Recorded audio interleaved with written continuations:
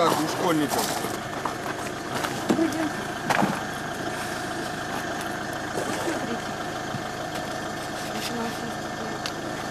Ну вот я видел у школьников вот такие вот. Ну, дело тут не в возрасте.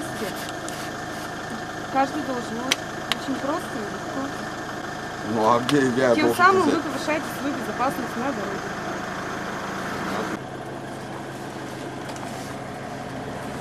Отметился я вроде полностью везде. Николаевич, 2 подписи. В розыске. Если бы я в розыске был, я бы здесь не стоял, не сидел. В связи с тем, что не имеете надежды содержащих элементов в темное время суток ненаселенного пункта, соответственно, по правилу 4.1 правил дорожного движения, соответственно, статьей Кодекса административного правонарушения 12.29, часть 1, назначен административный штраф в сумме 500 рублей. Здесь галочка. Чего? У меня пенсия 4000, я тебе 500 рублей буду платить. Мне ничего платить не надо. Вы чё, блин, душа, мужики нахуй, сдурели что ли, а?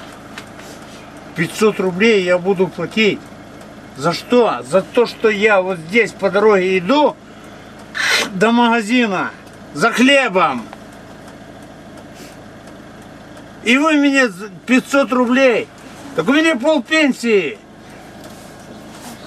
Полпенсии, у меня группа. Я инвалид. Вы что, говорю, маленько так думайте, глянь, что вы делаете-то?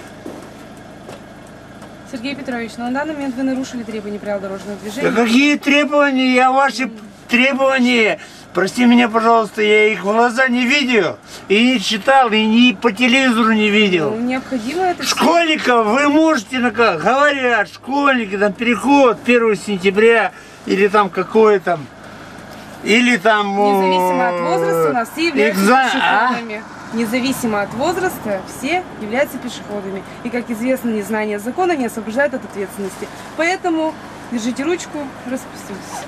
За что? За нарушение требований правил дорожного движения, я уже сказала. За 500 рублей? Вы что, ребята? Сергей Маленько-то.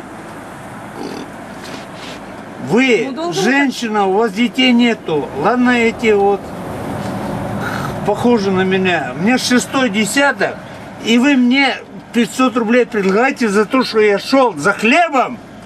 500 рублей Сергей платить? Петрович, не ругайтесь, не кричите. Я не ругаюсь, я говорю, 500 рублей платить за то, что я шел в магазин за хлебом?